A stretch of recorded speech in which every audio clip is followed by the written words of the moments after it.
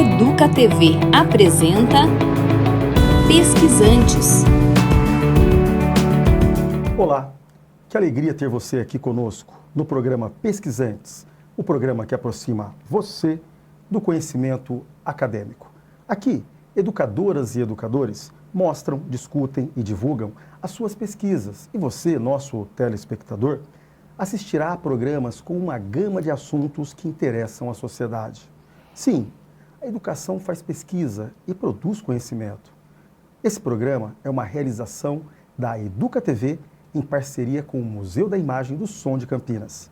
As matérias veiculadas aqui comporão um importante acervo das pesquisas desenvolvidas pelos educadores e educadoras, em especial da rede pública de ensino. Sejam bem-vindos. Nossa convidada de hoje é a professora mestra Luciana Baceto, que desenvolveu em sua pesquisa de mestrado o tema Política e Organização da Pré-Escola na Secretaria Municipal de Educação de Campinas, entre 1969 e 1988, defendida no ano de 2006 na Universidade de Campinas, Unicamp. Luciana, seja muito bem-vinda ao Pesquisantes. Obrigada. Luciana, todo pesquisador tem uma trajetória. E para nós é muito importante entender e conhecer como ela se deu. Então conte um pouquinho sobre a sua trajetória como aluna e também como pesquisadora. Na verdade foi tudo muito junto, né? Eu fui aluna, fui pesquisadora e já era professora da Rede de Campinas, né? Quando eu entrei na Rede de Campinas, eu entrei também no curso de Pedagogia da Faculdade de Educação da Unicamp. E então as coisas aconteceram ao mesmo tempo comigo, né? Eu entrei em 91 na prefeitura e em 95 eu já comecei assim, eu já comecei a me perguntar sobre o objeto de pesquisa que acabou virando meu mestrado, né? Eu era professora numa CEI, na época se chamava EMEI, né? Regente Feijó, lá na Vila Boa Vista. E eu me questionava muito porque aquela escola lá tinha um prédio padrão, né? Eu comecei a entender que aquele padrão de construção daquele prédio se repetia em algumas vilas operárias da cidade de Campinas, né? Ali era a Vila Boa Vista, tinha na Vila Costa e Silva, tinha na Vila 31 de Março, na Vila Castelo Branco. E eu me perguntava, mas por que essas escolas eram daquele jeito, todas no mesmo padrão, né? Elas tinham um anfiteatro, elas tinham uma coisa que se chamava santuário ecológico, né?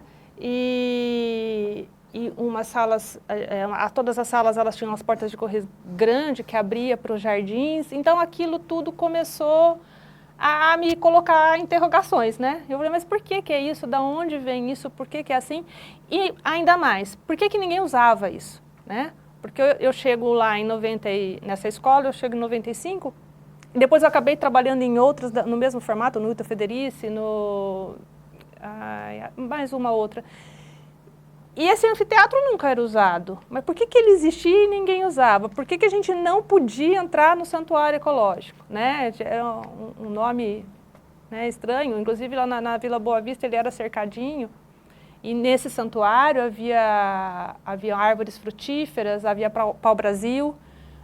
Uma outra escola ele praticamente já não existia mais, ele já tinha sido derrubado, várias árvores já não existiam mais. Então isso foi a minha pergunta que começou a ser desenhada enquanto professora, e quando eu fui para a universidade aquilo começou a me movimentar cada vez mais. Então eu tinha uma curiosidade de saber, e aí isso foi crescendo, né? Porque os espaços são construídos em determinados formatos para as escolas de educação infantil.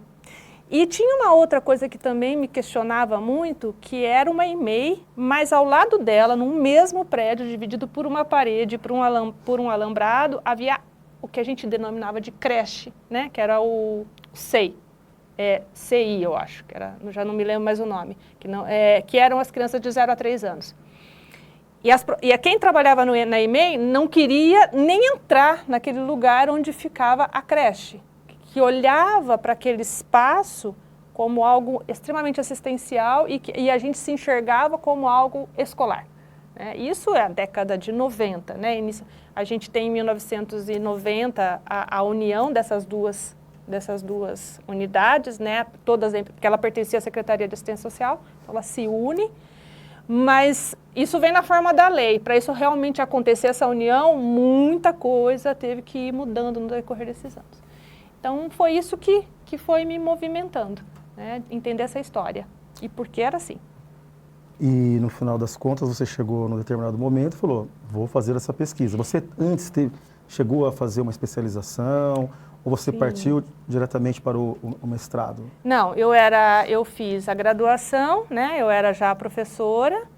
Então, na verdade, o meu primeiro curso foi psicologia na PUC, né? E aí nesse meio do caminho eu prestei o concurso da prefeitura, entrei, mudei de curso, fui para a Unicamp, me formei e voltei para a universidade. Eu acho que foi 2003, por conta de um programa que a Prefeitura de Campinas ofereceu. Era um programa entre Universidade e Região Metropolitana, para formar as professoras que ainda não tinham pedagogia. Parfor. Proesf. Proesf. Proesf. E aí foi feita uma seleção de professoras para poder ser essas formadoras, né? A gente seria como se fosse um auxiliar dos professores da Unicamp. E eu voltei para a universidade nesse formato. Então, eu fui afastada de sala, fui eu e foi uma galera da rede fazer isso daí. Foi muito gostoso. A gente ficou mais ou menos 6 meses num intensivão lá na Unicamp, para depois fazer esse processo formativo com as professoras. E eu reencontrei a minha orientadora, que é a Maria Evelina Pompeu do Nascimento. E eu conversei com ela, eu falei, Evê, no fim eu acabei sendo uma professora do grupo dela, né? E eu falei, Evê, eu ainda tô com, eu não cheguei a essa resposta, isso vem me mobilizando, eu acho que isso tem muito a ver com políticas públicas, porque os espaços, eles não são neutros, né? Eles não são construídos, eles têm sempre uma intencionalidade. E aí, conversando com ela falou assim, vamos tentar o mestrado, escreve um projeto de pesquisa, né, com essas perguntas que você tem e vamos em frente. A Ivê era muito ligada com políticas públicas, com a história da educação, a história da infância, né? E aí eu fiz esse processo seletivo para o mestrado e acabei que não terminei o Proesf e eu já pulei para o mestrado. Então, não fiz a especialização, eu fui para o mestrado, não concluí, né? E eu fui para o mestrado. E aí, no meio do caminho, eu fiquei grávida, tive meu filho e fiz o mestrado e continuei trabalhando. Enfim, aquela loucura que a gente olha agora e fala, nossa. Passei por isso, né? Hoje acaba sendo a vida de inúmeros professores, professoras e outros pesquisadores que têm trajetória parecida, né? Eu vejo a dificuldade como é e você hoje lembra e sabe como foi custoso isso, né? Sim, foi muito bom e isso abriu marcas em mim que me fez continuar a pesquisar isso, né? Embora eu não volto para a academia, para um doutorado, né? Mas eu continuei indo atrás dessa temática e me aprofundando cada vez mais e fui entendendo que, na verdade, a organização dos espaços, ela casa com a perspectiva curricular. Eu vou ter que encerrar esse bloco, a conversa está maravilhosa, mas no próximo bloco eu gostaria que você contasse de uma maneira, em linhas gerais, um pouquinho sobre o que você constatou na sua pesquisa e também vamos falar um pouquinho dos referenciais teóricos, aqueles que te ajudaram nesse processo de pesquisa. Então eu peço para que vocês todos aí aguardem só um pouquinho, que daqui a pouco voltamos com Pesquisantes.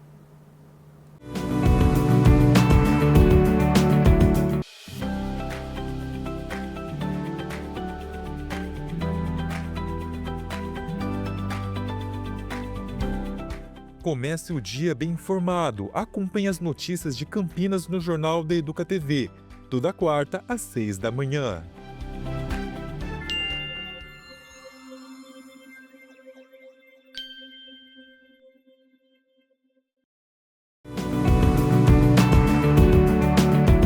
Estamos de volta com o programa Pesquisantes, o programa que aproxima você do conhecimento acadêmico. Estamos aqui hoje, com um prazer, satisfação, com a professora Luciana, trazendo um pouco da sua trajetória e também da sua pesquisa, fazendo um pouquinho uma análise e mostrando o quão importante é esse programa e também o trabalho dos pesquisadores. No bloco anterior, nós deixamos aqui para você pensar e apresentar aqui para o nosso público em linhas gerais, que você contasse um pouquinho o que você constatou nessa tua pesquisa sobre a política e organização da pré-escola na Secretaria Municipal de Educação de Campinas entre 1969 e 1988, e inclusive enaltecendo o trabalho dos educadores e dos gestores, dos especialistas da rede municipal que têm desenvolvido e produzido pesquisas sobre a própria administração, sobre a própria cidade de Campinas, além de outras reflexões. Isso é muito importante, né? Mostra o quão importante é isso para a rede municipal, para a Secretaria Municipal de Educação e para a Prefeitura. E que você, nessa sua conversa, dizendo dessas suas constatações, apresentasse alguns teóricos que te ajudaram nesse processo. Então, que é interessante as pessoas saberem que a pesquisa, ela não se faz sozinha. Então, nós, quando decidimos partir para esse campo da pesquisa, da investigação, nós não iniciamos do zero. Nós sempre temos pessoas, temos pesquisadores, temos referências que já, de alguma maneira, fizeram reflexões, análise, crítica, produziram conhecimento sobre determinados assuntos. E nós fazemos relações com esses pesquisadores. Por favor. Eu vim até dar uma relida, né, porque para revisitar mesmo esses autores, como era um trabalho em políticas públicas, né, então eu tive um caminho um pouco árduo, porque eu precisei entender bastante de política social, porque eu estava falando de atendimento à infância, então eu precisava saber um pouco mais sobre políticas sociais, né. E aí eu acabei tendo que ir na faculdade de economia, buscar a bibliografia ali, sofri para fazer aquelas leituras, né, e entender, né, qual era o lugar e às vezes um não lugar, né. Não ter lugar significa também uma política, né? Então, o não lugar da infância ali para aquele período. Então, além de conhecer, de me aprofundar mais nos teóricos que traziam a questão das políticas públicas, eu também precisava entender o período histórico que eu fiz o recorte, né? Tem um porquê desse período, então eu também fui pesquisar os autores que contavam do país naquele momento, né? Como é que estava o país década de 70, década de 80, por que eu paro em 88? Justamente por conta da Constituição, né? Que aí tem um marco, uma mudança, né, na perspectiva do atendimento à infância. Então, são eles que eu vou revisitando, além dos educadores que pesquisavam a infância nesse período, que a gente tinha, assim, como grande expoente para a gente, era a Sônia Kramer, a Fúvia Rosenberg, quem mais? A Ana Lúcia Goulart, né? Ana Lúcia Goulart de Faria, que fez uma pesquisa muito importante sobre os parques infantis, que é uma referência, para mim, bem consistente para entender os parques infantis de Campinas.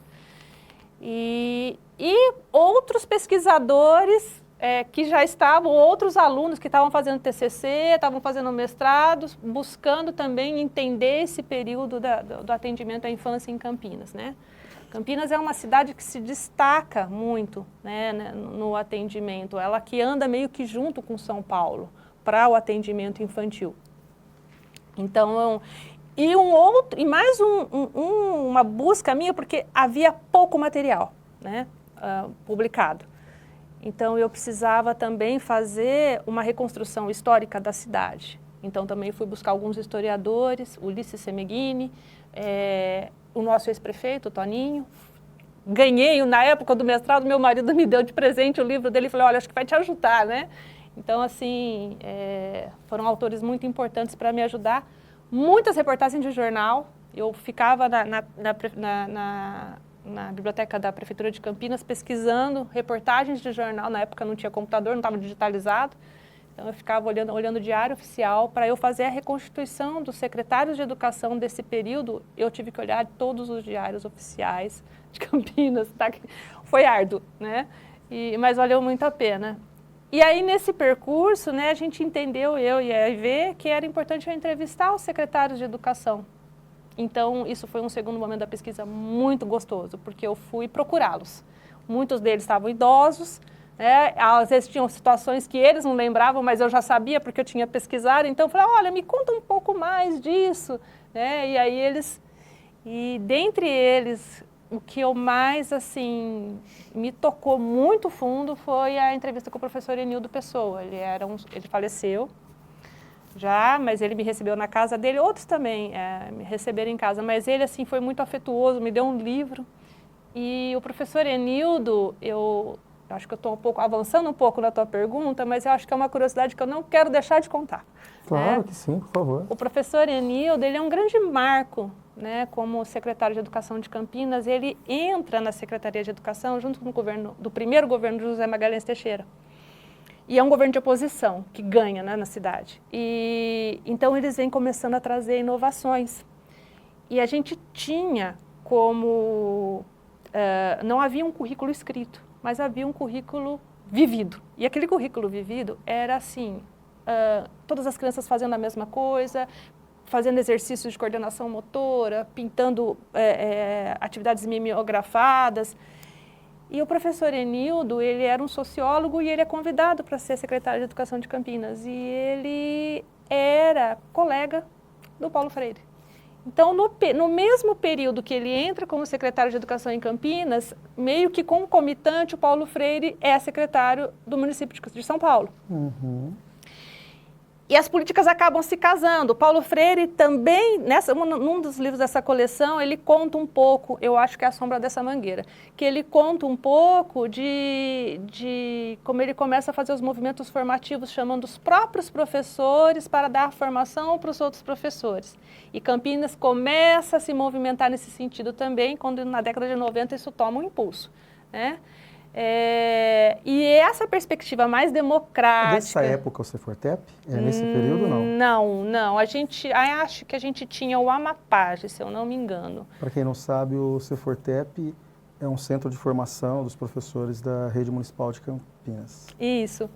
E aí, o que o Enildo propõe? Ele fala, acabou. Não vai usar mais mimeógrafo, eu quero que as crianças produzam os trabalhos, que elas façam coisas juntos, juntas entre elas, com os educadores. Ele propõe as atividades diversificadas e ele faz um seminário, o primeiro seminário onde ele junta todos os educadores de Campinas. Eu não me recordo a data, mas eu acho que é por volta de 88. E quem que ele traz para falar nesse seminário? A Madalena Freire. E aí, nesse momento, a rede, o grupo dos professores mais novos compram, né, a ideia, eles vão junto com essa ideia, né, e aqueles mais antigos se retraem, resistem, esse movimento de tensão mesmo, que é normal, né, do movimento do ensino público. Né? Que coisa maravilhosa que você tem nos contado, história, né? Uhum. E...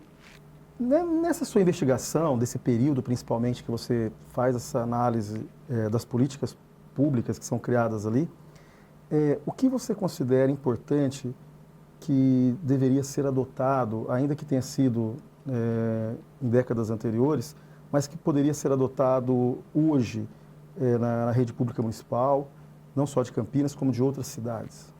Em termos de políticas públicas, olha... Essas escolas que foi o meu primeiro objeto assim, de pergunta, né, ela tinha uma proposta muito interessante, um olhar do atendimento à infância como política social muito importante. Eu não sei se hoje a gente teria fôlego para isso, mas eu acho que é um modelo a se pensar. Quando essas escolas foram construídas, elas foram construídas nas vilas operárias, né, de Campinas. E ela tinha uma proposta... integral, né, de atender toda essa população que estava nas vilas operárias nas suas demandas, né? E dentro disso a gente tinha, então, vinha a vila operária, né, com as casas, e aí você tinha a construção das EMEIs, das creches, do posto de saúde, da praça de esporte, da escola de ensino fundamental. Então fazia com que a família ficasse no bairro, né? O adulto saía para trabalhar, mas o atendimento todo dele estava ali no bairro.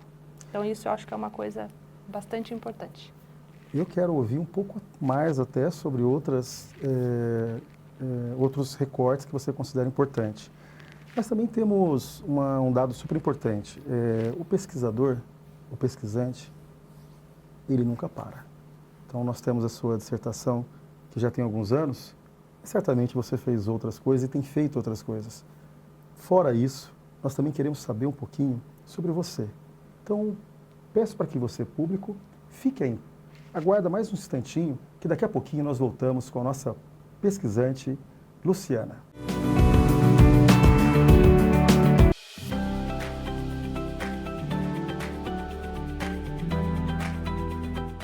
Conheça a trajetória de um dos maiores educadores brasileiros, através de histórias de quem conviveu com ele, toda quarta às 9 da noite.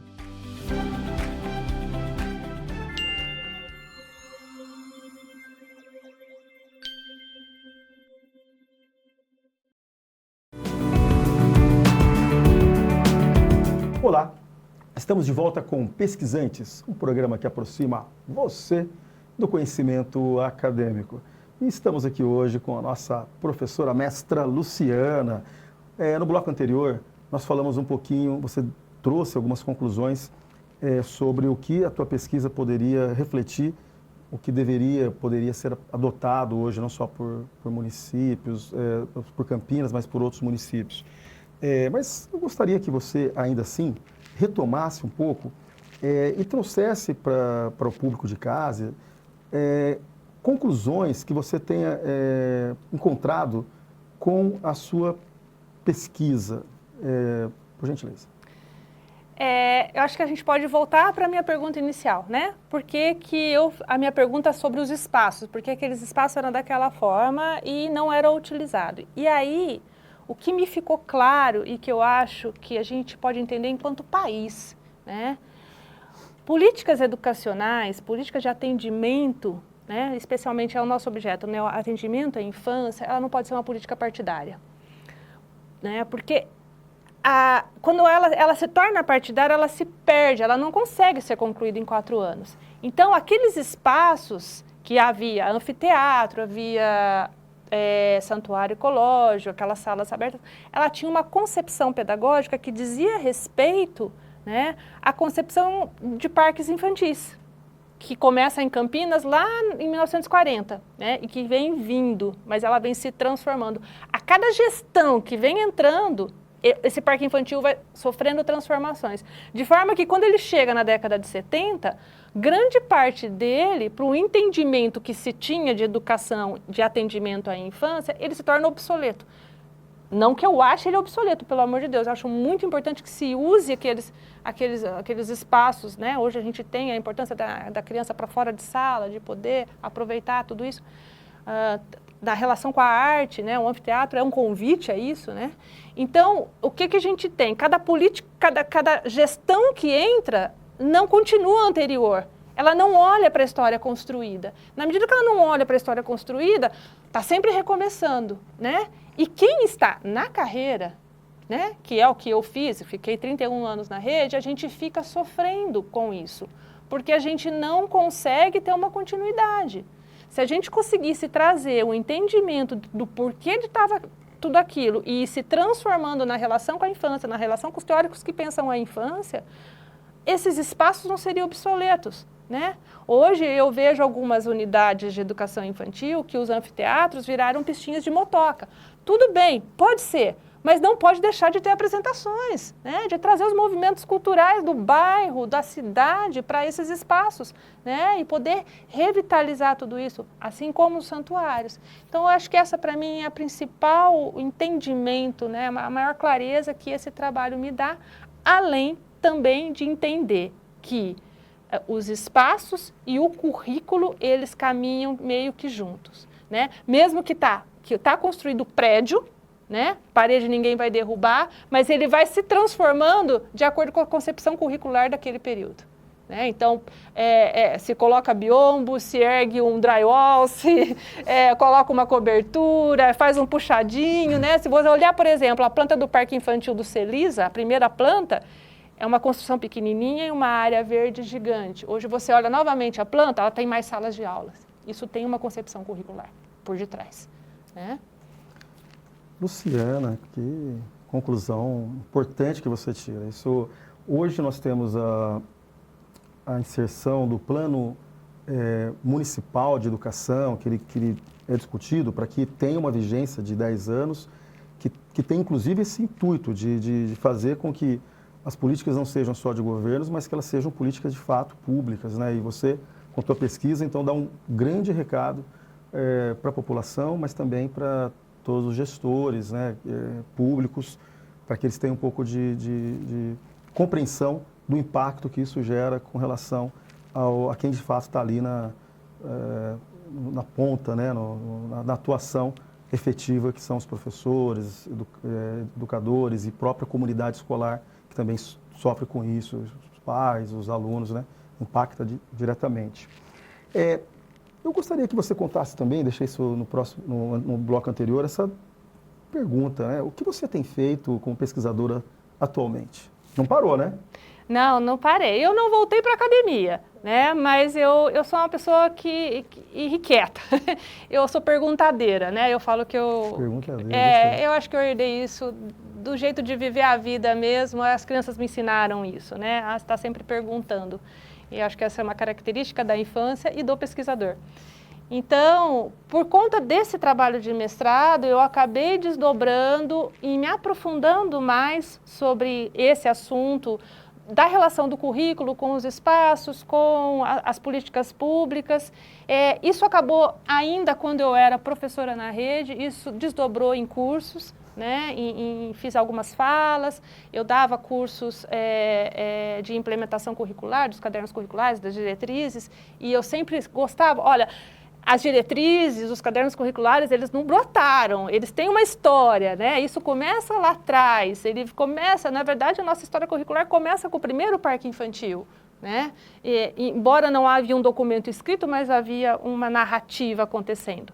Então, isso acabou desdobrando num aprofundamento. Eu comecei a pesquisar mais imagens desses períodos, olhar as imagens dizem muito para a gente, né? Pequenos detalhes, né? Uma criança numa foto com um pé descalço vai dizer alguma coisa para você, a forma como as idades estão misturadas também vai dizer, o lugar onde está o educador, quem tira a foto, tudo isso diz muito, né? Do que se está acontecendo naquela cena, né?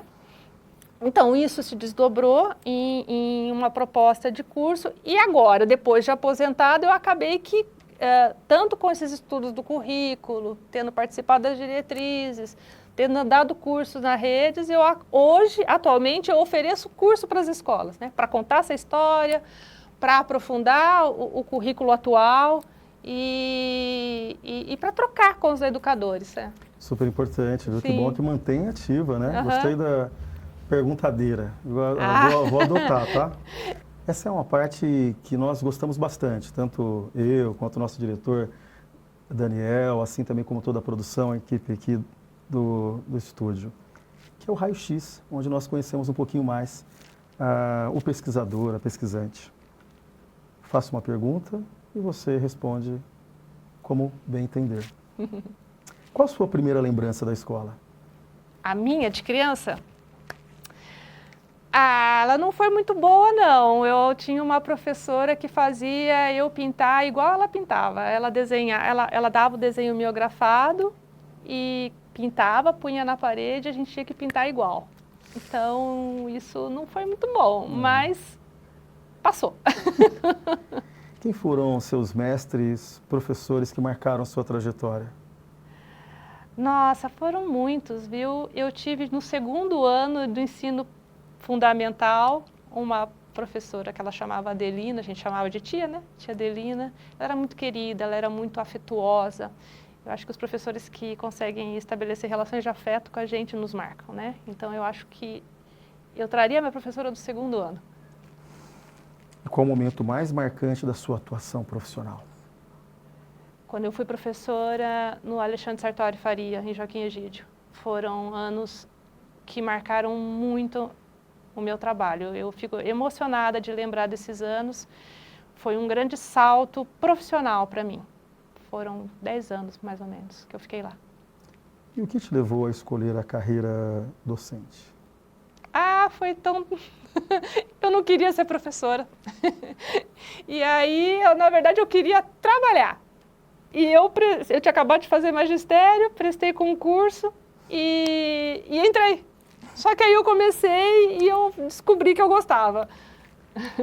E quando você não está na escola, agora, né? Aham. No trabalho na educação, o que você gosta de fazer? O que tem feito depois de ter se aposentado? Além de gostar de dar os cursos, porque para mim o curso, estar com professores e com educadores, a gestão, com os monitores, isso para mim é muito gostoso. Eu acho gostosa essa troca, né, essa partilha. Então isso é uma coisa que eu gosto de fazer já estando aposentada. Eu gosto muito, eu estou aprendendo a bordar, bordado livre. Eu sou voluntária numa ONG, minha cachorra Nina é uma cantoterapeuta, então a gente visita o hospital. E então são as coisas que eu curto fazer. Um livro marcante? Um livro marcante, nossa, qual que eu posso te falar?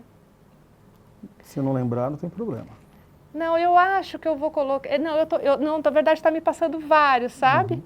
Mas eu acho que eu vou colocar A Sombra dessa Mangueira, do Paulo Freire. Tá bom. Diretor, vou fugir do script, mas quero saber também um filme marcante para você. Cinema Paradiso. Muito bem. Uma frase, pode ser de alguém, pode ser sua. Pode fazer agora. Eu não sei se eu vou conseguir falar literalmente, mas é da Maria Amélia Pereira, que brincar é usar o fio inteiro da vida. Então, quando você está usando o seu fio inteiro da vida, você está brincando. Não precisa ser criança. Muito bem. Um sonho? Um sonho que a educação pública seja de qualidade para todo mundo. Educação é? Educação é descoberta. Luciana por Luciana? Como assim? Luciana, para falar sobre quem é a Luciana. A Luciana é festeira.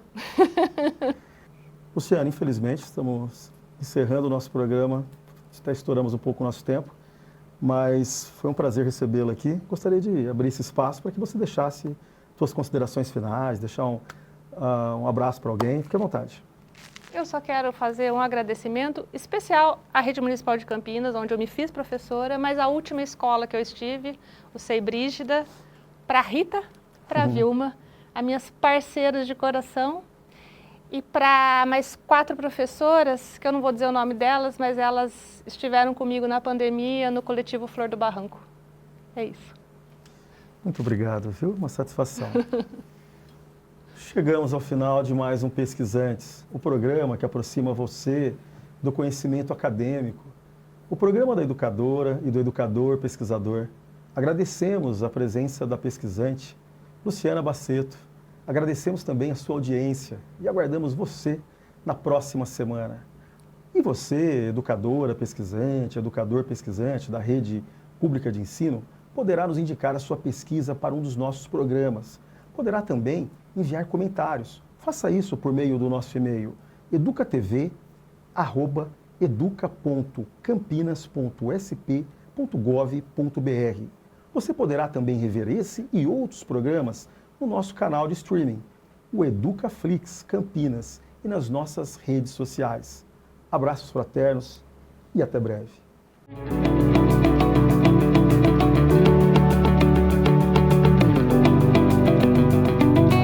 Educa TV apresentou Pesquisantes. Prefeitura de Campinas, Secretaria de Educação, Produtora Rio Brasil Digital. Educa TV Campinas, um mundo de conhecimento para você.